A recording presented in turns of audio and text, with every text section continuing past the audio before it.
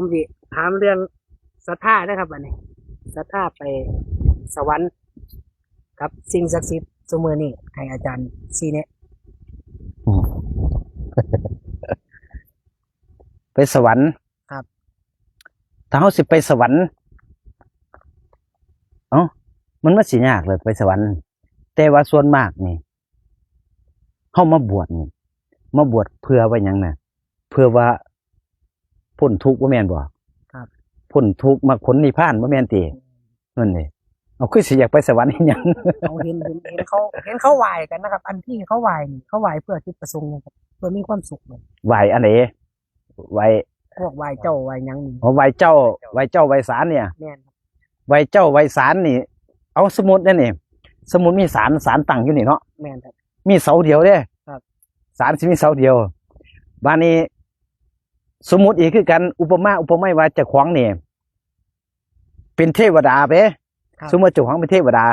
เราสิเข้าไปอยู่บ่ซั่นน่ะอันนี้น้อยอันเสาเดียวอันนี้จังซั่นน่ะยามแดดมันก็ร้อนยามหนาวมันก็หนาว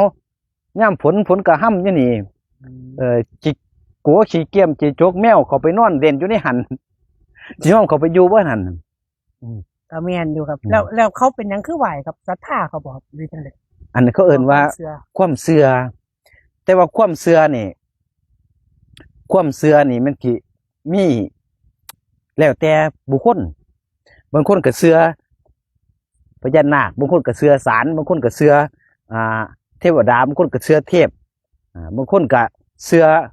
ศาสนาอื่นศาสนาต่างๆเขาเจ้าก็มีความเชื่อของแต่ละบุคคลครับแต่ว่า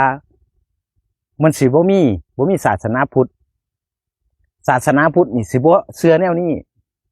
แต่ว่าบ่สิเป็นสิ่งศักดิ์สิทธิ์ไหว้เจ้าไหว้ศาลดูฤกษ์ดูย่ามหมอดูทำนายดวงจังซี่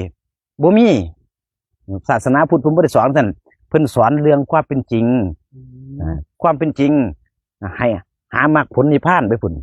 พ้นทุกข์ไปพุ่นแต่ว่าอันนั้นมีจริงนี่สิมีบ่มีอีกอย่างบ่ครับหรือว่าบ่มีเลยอันใ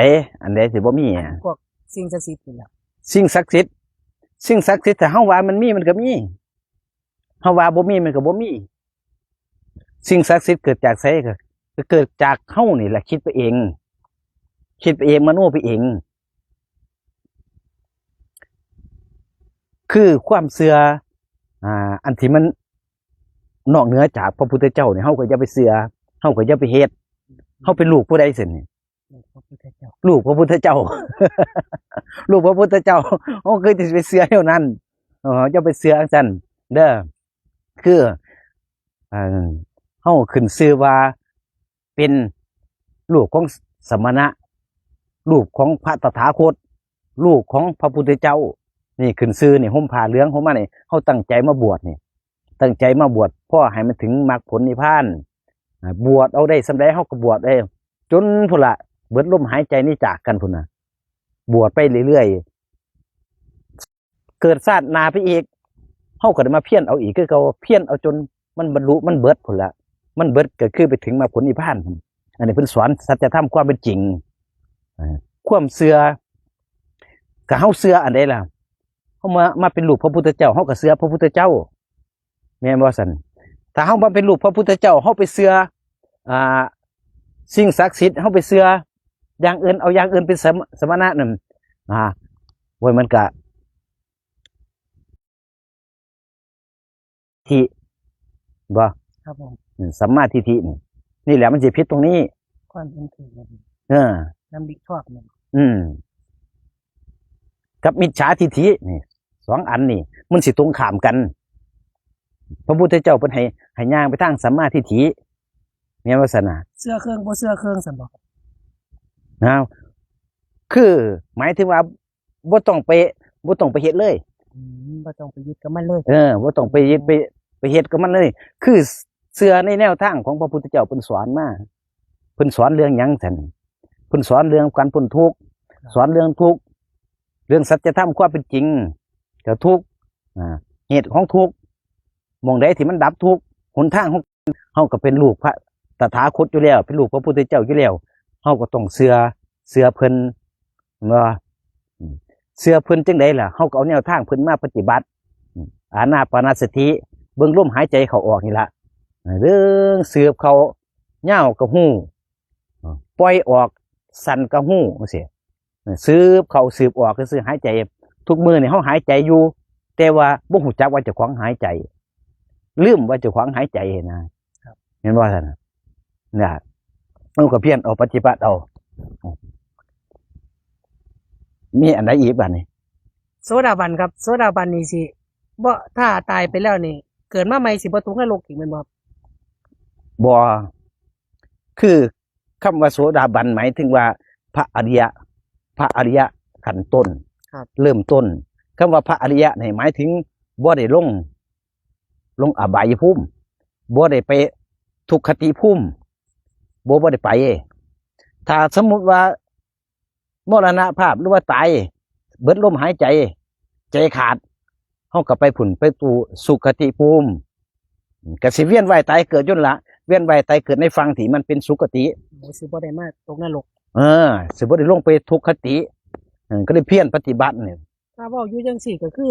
ถ้าพวกมาแต่สวรรค์นี่ตายไปก็สิได้ไปสวรรค์นี่บ่ครับหรือว่าขึ้นอยู่ที่กรรมดีครับ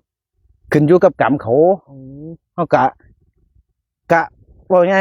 ทำนายทายทักกรรมของข้าเจ้าบ่ได้บ่หูจัก ไม่รู้จักกรรมของคนอื่นข้าเจ้าเฮ็ดกรรมดีกรรมชั่วมาจังไดส่ำใดเฮาก็บ่หูจักเห็นบ่ล่ะถึงข้าเจ้าไปเกิดเป็นถึงสวรรค์เป็นเทวดากรรมนะกรรมนี่ยุติธรรมเสมอบ่เอ็นเอียงบ่แม่นว่าเอียงไปทางใดทางหนึ่งบ่มีซื่อตรงแน่นอนความเป็นจริงคือกรรมนี่แต่ก็บ่มีผู้ใดมาลบล้างกรรมเฮาได้นอกจากว่าเฮาเฮ็ดเอาเองเบิ่งลมหายใจภาวนาไปเดี๋ยวมันก็สิจางออกไปจนเฮาสิเข้าสู่พระอริยะพุ่นน่ะปฏิบัติเอาไปถึงพุ่นมันก็สิเบิดเด้กรรมอันที่มันบ่ดีมานั่นมันก็สิเบิดเพิ่นต้องค่อยเปรียบเทียบใส่เกลือเด้เปรียบเทียบใส่เกลือเอามีน้ำมันบ่ล่ะน้ำเอาเกลือหยอดลงใส่ถ้าน้ำมันหน่อยเอาเกลือใส่มันก็เข้มถ้าเติมน้ำหลายๆมันมีเกลืออยู่ในหันมันก็บ่ได้ไปใส่มันก็มีเกลืออยู่แต่ว่าน้ำมันหลายมันก็บ่เข้มเด้นั่นแหละกรรมแม่นเกลือนี่หมายถึงกรรมเด้นี่อันนี้อุปมาไปเป็นกรรมเกลือเนี่ยนะน้ำก็คือความดีที่เฮาสะสมไว้บัดนี้เฮาก็เติมน้ำลงไปอยู่ในขันนั่นคิดว่าเกลือมันเสียไปไสเฮาบ่ได้เสียไปไสนั่นล่ะมันเจือจางแล้วก็คือว่ากรรมเฮาก็คือค่อยเจือจางออกไปซื่อๆเข้าใจบ่ได้สุดท้ายแล้วก็มันสิบ่มีรสชาติเข้มเลยนั่นล่ะคือเฮาเฮ็ดความดีไว้เอามาสะสมความดีไว้หลายๆทับถมกรรมบ่ดีเฮาสิเฮ็ดมานั่นล่ะคือว่าเขาเอิ้นว่าสะสมกรรมดีให้มันหลายๆกว่ากรรมบ่ดีเขาเอิ้นว่าลบล้างออกไปนั่นน่ะบ่มีราศีผู้อื่นไปโปไปเสกให้เฮาเด้เบิดเว้นเบิดกรรมบ่มีพระพุทธเจ้าเพิ่นยังเฮ็ดบ่ได้ไม่สามารถลบล้างกรรมใครคนใดคนหนึ่งได้เนี่ยพระพุทธเจ้าว่านั่นบ่สามารถสิลบล้างกรรมผู้ใดได้เพิ่นมีอิทธิฤทธิ์ปาฏิหาริย์ส่ำใดเพิ่นเก่งส่ำใดเป็นระดับใดเพิ่นยังเฮ็ดบ่ได้แล้วเฮาสิไปให้ผู้ใดเฮ็ดให้บัดนี้สิไปเชื่อผู้ใดอีก เห็นว่าแล้วเทวดานี่สิไปจากมนุษย์อย่างเดียวแม่นบ่ครับหรือว่าพวกสัตว์เดรัจฉานนี่สิได้ไปอยู่คือจังได๋ครับ เทวดานี่คำว่าเทวดานี่มันเอาสิบอกยังไงภพภูมิที่เป็นภพภูมิกลางๆที่สุดนี่ก็คือภพภูมิมนุษย์แม่นบ่ภพภูมิคนเฮานี่มนุษย์ก็คือเป็นสัตว์ที่ประเสริฐนี่เป็นภพภูมิเดียวที่ส่งคนไปสวรรค์ได้ไปเป็นเทวดาแล้วภพภูมิเดียวที่ส่งคนลงนรกได้ภพภูมิเดียวที่ส่งคนไปเป็นสัตว์เดรัจฉานได้ภพภูมิเดียวที่ส่งคนไปเป็นเปรตสัมภเวสีสัตว์นรกได้นี่ภพภูมิเดียวนี่นะว่าง่ายๆมันเป็นภูมิปฏิบัติเป็นแม่นบ่ครับสำหรับปฏิบัติบ่มันเป็นภพภูมิสายกลางภพภูมิมนุษย์คือภพภูมิมัชฌิมาครับมีภพภูมิเดียวคือสร้างทั้งสายกลางอยู่หม่องเดียวนี่ภพภูมิอื่นมันก็มีหลายภพเดียวกันนี่สวรรค์ก็มีหลายภพภูมิคือกันนรกก็มีหลายคือกันแล้วแต่สิคุ้มใดแล้วเฮาไปนั่น แต่ว่าภพภูมิกลางมัชฌิมาก็คือภพภูมิมนุษย์เพิ่นสิส่งจากคนนี้ล่ะนี่ไปเป็นเทวดาก็เกิดจากมนุษย์ เป็นอสุรกายเป็นเปรตก็เกิดจากมนุษย์ทุกสิ่งทุกอย่างเกิดจากมนุษย์เป็นลิงเป็นช้างเป็นแมวเป็นอิหยังก็อย่างนี้ก็เกิดจากมนุษย์เบิดเรียบร้อยบ่